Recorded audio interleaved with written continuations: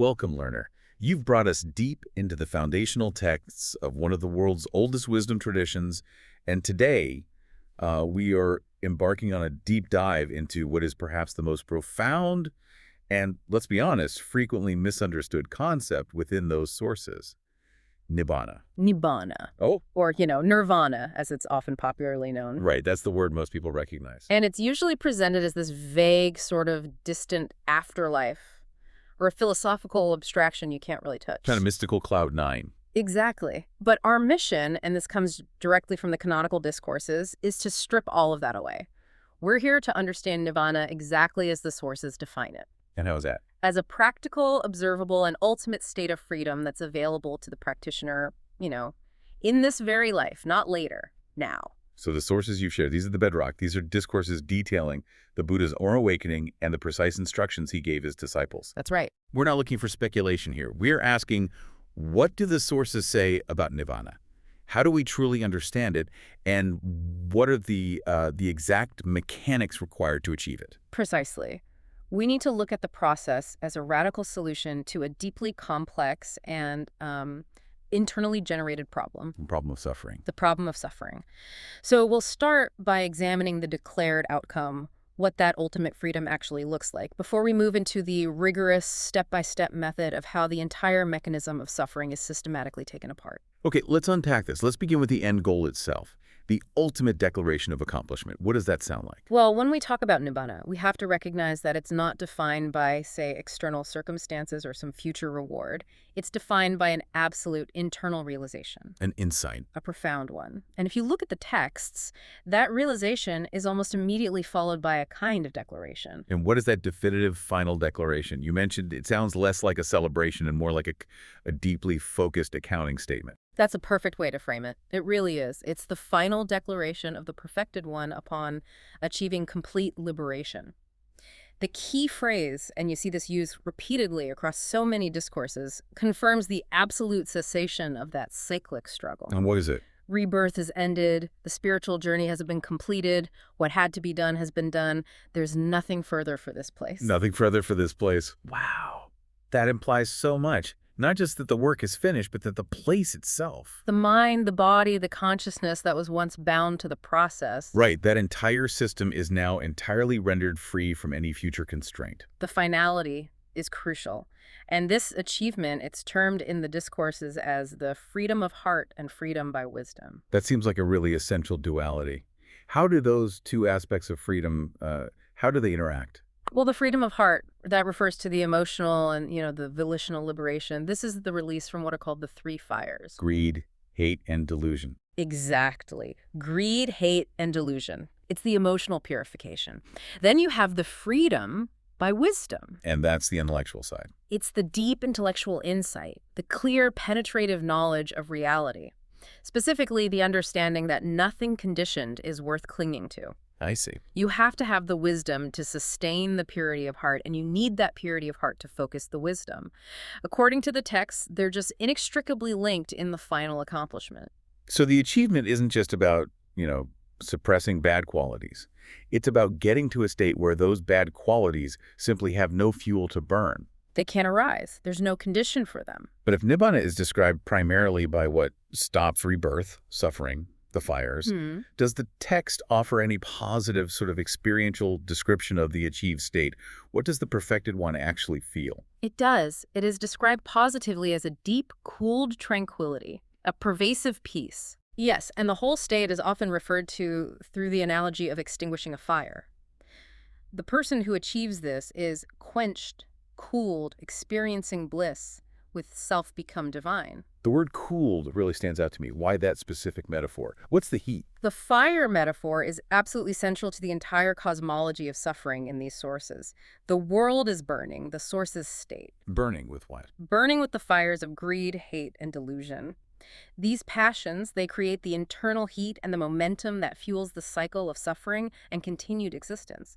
So, to be quenched or cooled, Nibbāna literally means extinguished or cooled. So it means you've definitively removed the fuel. You've eliminated the heat. Precisely. So this is not a neutral absence of feeling then. It's an active experience of bliss, the bliss of cessation that is entirely independent of sensory input. That's a very good way to put it. This attainment is explicitly acknowledged in the sources, which note that the perfected one is released from bonds, and notably, even the gods praise them. Why is that detail about the gods so important? Well, it's vital because it places Nibbāna above even the highest heavenly attainments.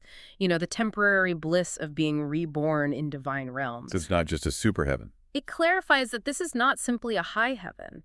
It is the attainment of the supreme sanctuary from the yoke, the ultimate spiritual life, the ultimate goal. It transcends all conditioned existence, including the divine. Okay, here's where it gets really interesting, especially for those of us who are, accustomed to viewing spirituality through the lens of maximizing your current lifespan. Mm. The sources define the ultimate goal not merely as an end to this present life, but explicitly as realizing the freedom from death. Yes, and this clarification is essential for understanding the sheer scope of the goal.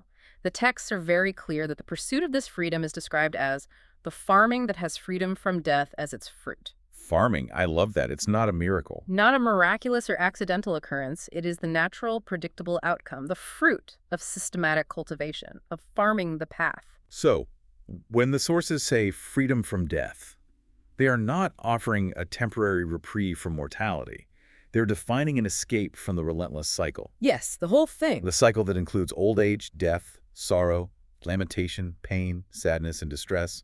It's escaping the mechanism of suffering, not just one instance of it. Exactly. Death, in this context, is just the final painful manifestation of the entire chain of conditionality. So if you've broken the chain that causes conditioning, you have realized the deathless. The unconditioned state. The unconditioned state. And this grounds the concept profoundly. It moves it entirely out of the realm of, some promise for the future and into the realm of demonstrable functional achievement right now. And what does the perfected one offer to the practitioner once this state is achieved? Does the teaching shift from effort to just rest? No, not at all. Even in the final moments recounted in the texts, the core message remains practical and focused on action. The final words of the realized one before his full extinguishment, his Nibbāna. They were a warning and an instruction. Conditions fall apart. Persist with diligence. I find that so resonant. Even facing the final cessation of the physical form, the instruction is simply keep practicing diligence. Yes. It emphasizes that this profound truth, that all conditioned things decay, is the final instruction, and the response to that decay must be persistent, focused effort. The path demands constant engagement, even when the insight is complete. The realization of Nibbāna is the definitive knowledge that the work is done, but the instruction to persist with diligence, that applies to all practitioners right up until the very moment of final cessation. So we have this ultimate, cooled, unconditioned freedom as the outcome. Now we have to turn to what you called the source's genius, the architectural blueprint for how to get there. Dependent origination. Dependent origination. This is the ancient algorithm, detailing the exact chain reaction that creates and destroys suffering. This model is the intellectual cornerstone of the entire teaching. I mean, the sources reveal this systematic process, tracing the entire mass of suffering back to its very first condition. Let's walk through the forward order then, the origin of suffering. Because you can't reverse the chain until you understand exactly how it's linked. Right. It's a 12-link chain, but we can summarize the mechanism of how it gets started. It starts with ignorance. Ignorance of what, specifically? Fundamentally, not understanding the Four Noble Truths or the reality of impermanence and not self. And this ignorance is the condition for choices. Choices? You mean like actions? Volitional formations, the intentions and impulses that drive action. These, in turn, condition consciousness. And consciousness conditions name and form. Name and form. The psychophysical organism, the mind and body. The mind-body combination, yes. Yep. This sounds like the engine room creating the human experience before we even get to the world of sensory contact. It really does. It is the deep karmic setup. The chain continues to the six sense fields. Eyes, ears, nose, tongue, body, and mind. Right. And the contact of a sense field with an object, seeing a sight, hearing a sound that leads to feeling. Pleasant, unpleasant, or neutral. Exactly. And this feeling is the immediate condition for the next link, which is craving. And this is where the cycle really accelerates into palpable, noticeable suffering. Yes. Craving is the pivotal point. It's the impulse to hold on to the pleasant, to push away the unpleasant, and to, just ignore the neutral. This craving then fuels grasping. Grasping. How is that different from craving? Grasping is more intense. It's the active, committed action driven by the desire of craving. It's grasping at sensual pleasures, grasping at views like eternalism or annihilationism, grasping at precepts and rituals, or, most importantly, grasping at the notion of a permanent self. So it is the commitment to the delusion. It is, and grasping results in continued existence, the karma that drives the whole process, which guarantees rebirth, and finally, the entire mass of suffering. Old age, death, sorrow, and distress. The whole lot. And the texts emphasize that when the mind concentrates on the gratification of the things that fuel grasping, craving grows, and suffering originates. That attention to gratification is the switch that keeps this whole algorithm running. So, the world isn't inherently painful. The pain is generated by our interaction with reality, specifically by reinforcing craving through focusing on gratification. That's the definition of the origin of suffering. The beauty of this model, though, is that if you understand the origin, the solution is immediate. It's right there. Which brings us to the cessation chain. If Nibbāna is the outcome, how do you execute the deactivation sequence for this algorithm? The goal is achieved through cessation, in reverse order. Since every single link in the forward chain is conditioned by the one before it, if you remove the condition, The result ceases. the result ceases. When the entire mass of suffering ceases, it's because rebirth ceases. Rebirth ceases when continued existence ceases, and so on, all the way back. And the goal is to drive that cessation all the way back to the root cause. Ignorance. Precisely. Grasping ceases when craving ceases. Craving ceases when feeling ceases, and the entire chain reverses until ignorance ceases. The discourse states, very simply, that is how this entire mass of suffering ceases. It's a mechanism of non-support. That's it. When the necessary condition is absent, the result cannot arise. I think this is where a lot of people might hit a conceptual wall.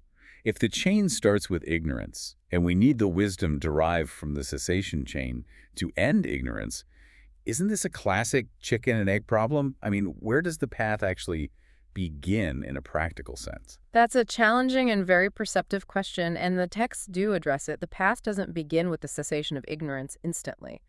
That's the ultimate result of wisdom. So where do you start? The practical path begins with the cessation of craving and grasping, because those are the most immediate and observable actions in our daily experience. So we enter the chain midway, right where we have the most immediate leverage. The senses, contact an object, a feeling arises. And then we have a choice. A choice before that initial craving escalates into full-blown grasping. Exactly. This is what we can call targeted cessation. The system shows you the pivot point. Remember how we said concentrating on gratification fuels craving? Right, focusing on how pleasant the feeling or the object is, which reinforces the desire for more of it. The reversal requires intentional observation and discernment. So when the individual concentrates on the drawbacks, the impermanence, the decay, the inherent dissatisfaction of the things that fuel grasping, when you do that, craving is starved of its fuel and it ceases. And when craving ceases, grasping ceases, and the entire mass of suffering just collapses. It's a deliberate switch from attraction to objective scrutiny. You're not trying to force yourself to hate the object. You're simply seeing its reality, its inherent nature of fading and change, so clearly that the automatic reaction of craving cannot arise. The emphasis shifts from the perceived quality of the object to the objective characteristic of all conditioned phenomena, impermanence. That discernment is what distinguishes the path from, say, mere ascetic repression. And this discernment, it required the conceptual framework of the middle way. The sources explicitly warn against two specific extremes regarding the concept of the self, right? Yes, the path avoids two conceptual views of the self, or atta, which completely obstruct the spiritual life. The first extreme is the view that the soul and the body are the same thing. And the second. The second is the view that the soul and the body are different things. Why are these two views, which seem to cover all the possibilities, why are they so dangerous to the spiritual path? Well, let's analyze the philosophical implication. If you believe the soul and the body are the same, this is a form of annihilationism, the view that the self is extinguished entirely at death. Okay. Then you tend to fixate on maximizing physical pleasure right now because there's no future consequence. This fuels sensual grasping and greed, which traps you deeper in suffering. And the other extreme, eternalism. Believing the soul is a separate, permanent thing. If you believe the soul and the body are different, that the soul is a permanent, separate entity, You might practice detachment, but you risk developing a kind of detached nihilism or a metaphysical pride. You fixate on an external, unchanging spiritual idea rather than the present reality. So both views prevent you from fully seeing the radical conditionality of consciousness itself. Precisely. By rejecting both, the realized one teaches by the middle way, illustrating the conditionality of everything. Consciousness itself isn't some permanent roaming entity.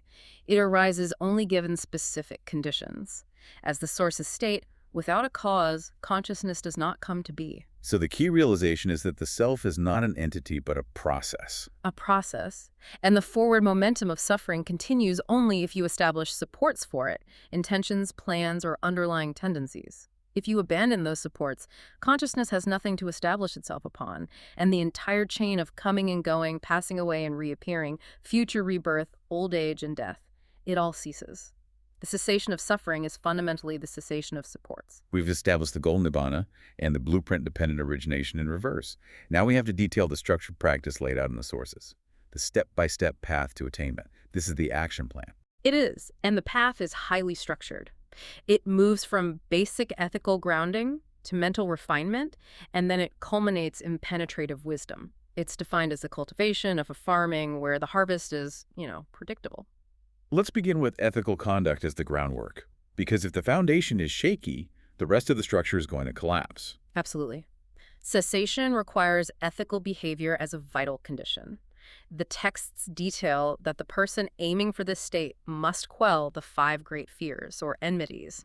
What are they? They are refraining from killing living beings, from stealing, from engaging in sexual misconduct, from lying, and from consuming intoxicants that lead to heedlessness. These are often framed as moral obligations, but the sources present them as something more, as highly practical steps toward mental stability.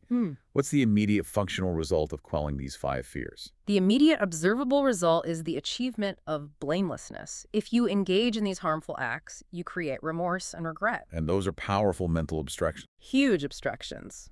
By refraining, you bring about a deep sense of confidence, pleasure, and happiness in this life. This internal happiness of blamelessness is a crucial prerequisite for successful meditation. You simply cannot stabilize the mind if it is constantly afflicted by self-reproach. This also leads to a powerful social critique that you find within the texts about what constitutes a truly noble person. That's a key point of the teaching. The definition of a true noble person or a true Brahmin is not based on birth or lineage or profession, whether they are a cattle keeper, a trade worker, or a farmer. The nobility is entirely based on conduct. On conduct and internal transformation. And that transformation is defined by shedding those fires we discussed earlier. Precisely. The true Brahmin discards greed, hate, conceit, and contempt. They lay aside violence and are described as cooled and free of attachments. This repositioning of status from birthright to inner moral achievement was radical at the time, and it reinforces that the path is universally accessible through diligent practice. So once the groundwork of ethics secures mental stability, we move to the next vital practice, active management of the senses. Sense restraint and the cessation of relishing. Okay. This is where we apply the mechanism of cessation in real time. The practitioner has to control the 6 senses, eye, ear, nose, tongue, body, and mind, because if the faculties are left unrestrained, bad, unskillful qualities of covetousness and displeasure would become overwhelming. So it's a defense mechanism. Without restraint, the mind is hijacked by automatic, unskillful reactions. But how does a practitioner maintain that restraint without just repressing every sight, sound, or thought? The practice isn't repression, it's non-engagement.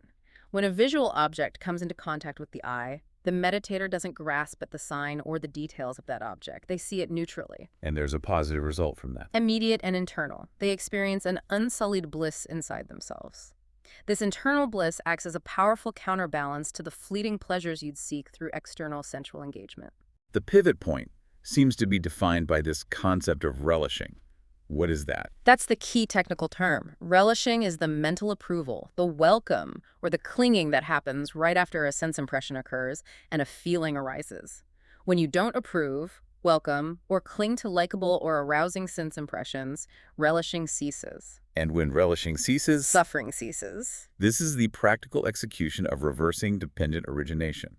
You interrupt the chain right after contact and feeling, preventing that internal welcoming signal that would otherwise escalate into craving and grasping. Yes, the energy of the desire just evaporates because it was never invited in. So the system is designed to catch the process before it gains any momentum. It is. And once the mind is stabilized by ethics and sense restraint, the next stage of refinement is the engine room of insight, the cultivation of deep immersion or jhana. This is where we move beyond simple mindfulness and into these profoundly altered, unified states of consciousness. The texts detail 4 absorptions as a progressive process. They are a systematic seclusion. To enter the first absorption, the meditator must first quell the 5 hindrances, which are the primary obstructions to concentration. Let's detail those. What exactly are the 5 hindrances that have to be subdued? Okay, so they are sensual desire, which is craving for pleasure, ill will, so anger, aversion, hatred, dullness and drowsiness or mental sloth, restlessness and remorse, that agitated mind, which is often linked back to ethical failings. I see the connection. And finally, doubt, skepticism about the path or the teacher. These 5 block any deep, sustained focus. And the 4 absorptions, the jhanas, they systematically address these by creating increasingly rarefied mental states. How does the first absorption function to overcome those initial hindrances? In the first jhana, the meditator is secluded from sensual pleasures and unskillful qualities. They experience intense rapture piti and bliss sukha, born of seclusion. So that rapture and bliss serve as incredibly powerful, clean counterstates to sensual desire and ill will. Exactly. You're replacing lower pleasures with a higher, reliable pleasure. The mind still has what's called initial application and sustained connection, which ensures wakefulness against dullness and drowsiness. And as the mind settles even further, what characterizes the transition into the second jhana? The second absorption is entered when that initial application and sustained connection of the mind, the coarse mental activities, are stilled. Now, the rapture and bliss are born of immersion. This leads to internal clarity and the mind being at one, entirely independent of thought or intention. This is where we get the analogy of the well-needed bath powder, right? Yes, that's one. The second jhana is likened to a well-needed bath powder soaping up water.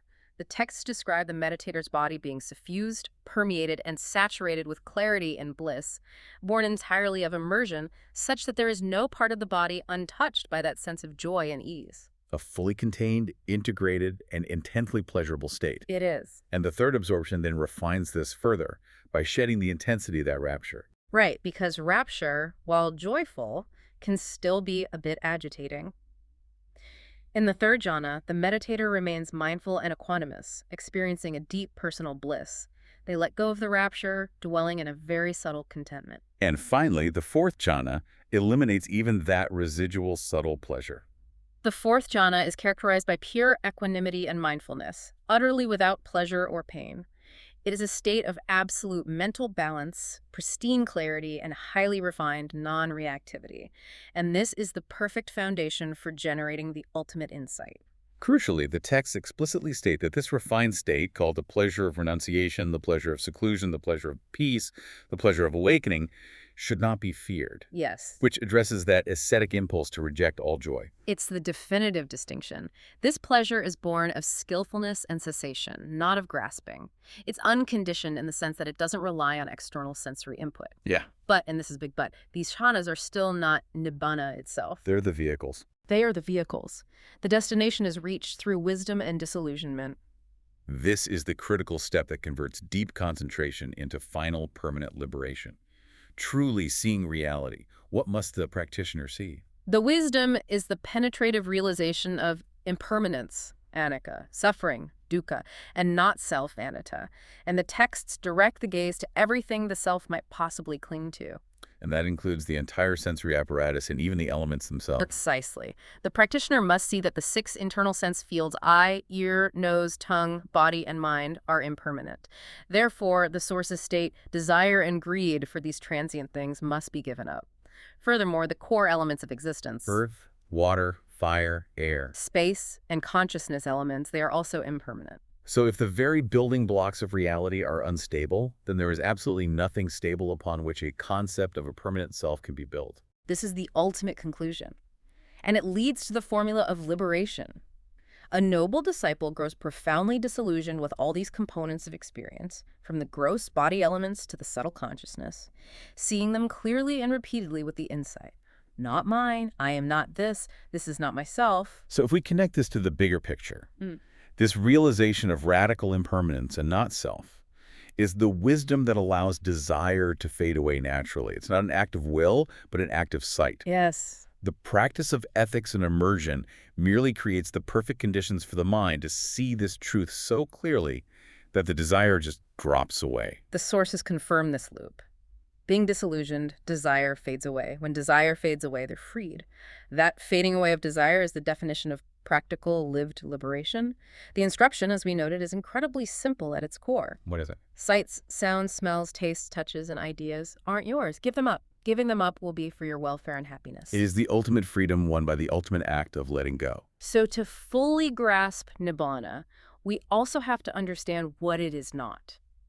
The sources dedicate a significant amount of time to differentiating the true path from practices that are either harmful, ineffective, or simply temporary. Let's start with the rejection of practices that actively miss the mark, particularly the extreme physical self-mortification that was, common among ascetics of the time. The Buddha's rejection of self-mortification is so powerful because he speaks from experience. He recounts his own extreme practices prior to his awakening. Like what? Fasting until his body was severely emaciated, resembling an old, withered man, his ribs as gaunt as broken-down rafters. He describes lying down among corpses, enduring freezing cold and scorching heat. And he found these extremes did not lead to the supreme state of sublime peace. They just led to pain. They only led to pain and mental agitation. That experience lends immense credibility to his middle way. It wasn't just philosophical, it was empirical. He tried the extreme and found it wanting because it failed to address the internal condition of grasp. And this emphasis on the internal condition extends to external rituals. The texts criticize ritualistic or superstitious observances, giving the famous example of practitioners who undertake an observance to behave like a dog, Behave like a dog. living on the ground, or eating only what is dropped. The warning here is stark.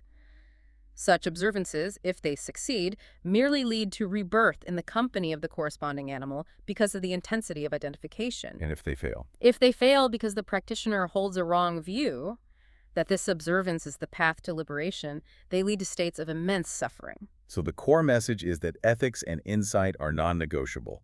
Mere external discipline or ritual without the penetrating wisdom of impermanence is, at best, inefficient, and at worst, dangerous. It leads directly to the next crucial clarification: liberation versus formless attainments. The Buddha acknowledges that highly refined meditative states, these high-level formless dimensions, are achievable, but they still fall short of ultimate liberation. We are talking about states that sound utterly transcendent, like the dimension of nothingness or the dimension of neither perception nor non-perception. They are clearly mental states far superior to ordinary reality. Why are they not the ultimate freedom? Because they are powerful mental pleasures and temporary escapes, but they are still profoundly conditioned. They arise because the meditator has successfully overcome the perception that preceded them. For example, the dimension of nothingness is achieved by overcoming the perception of unlimited space. So because it's dependent on overcoming a previous state, it's conditional. It is, and the texts confirm that they only lead as far as rebirth in that respective temporary dimension. So while these attainments might postpone suffering for vast eons, they do not destroy the root cause of suffering, which is grasping and ignorance. The consciousness established in those realms will eventually cease and transition again. Exactly. The true freedom from death, in contrast, is the liberation of the mind through not grasping, which goes entirely beyond all these high yet still conditional perceptions. The difference is radical. It's the difference between developing a mental state that postpones suffering and achieving the wisdom that ends the condition for suffering entirely. Grasping, even at the subtle clarity of a high meditative state, is the barrier. This brings us to a crucial point for anyone seeking absolute conceptual knowledge. Despite providing this highly detailed architecture of suffering and cessation, the Buddha specifically refused to answer some of the most fundamental metaphysical questions. Yes, he specifically refused to declare the fate of a realized one, a tathagata, after their physical death. These questions are famously set aside as the undeclared points. What were those 4 specific questions that were left undeclared, and why is this silence so important? The questions were: Does a realized one still exist after death? Does a realized one no longer exist after death? Does a realized one both exist and not exist after death? And does a realized one neither exist nor not exist after death? It sounds like he covered all the logical bases. A faithful disciple inquired why the Buddha left these questions undeclared, saying they were issues of great philosophical importance. But what was the answer?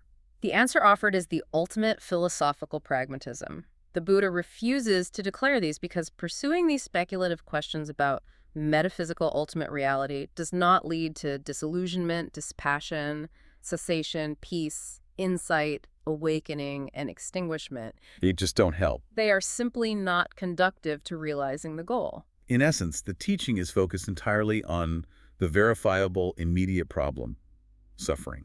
If you have a poisoned arrow in your body, the priority is removing the arrow and treating the wound. Not debating the name, past, or motivations of the person who shot it. The focus remains purely practical and empirical. The state of Nibbāna is realized in this very life through profound wisdom regarding the fields of contact. The eventual death of the realized one, Parinibbāna, is simply the full and final cessation of conditioned existence.